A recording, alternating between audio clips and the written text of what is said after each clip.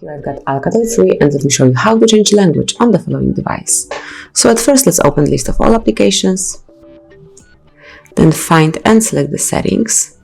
Here you should locate and open language and input, it's here, and now pick the first tab, which is language.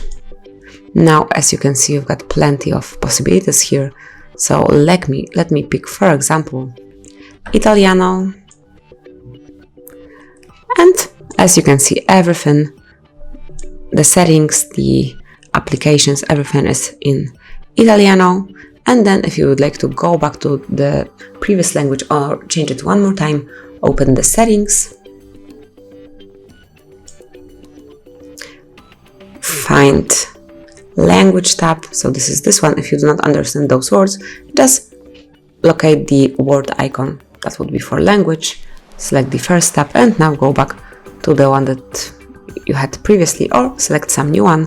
In my case it will be English. So that is all. Now we are back in default language. Thank you for watching. Please subscribe our channel and leave the thumbs up.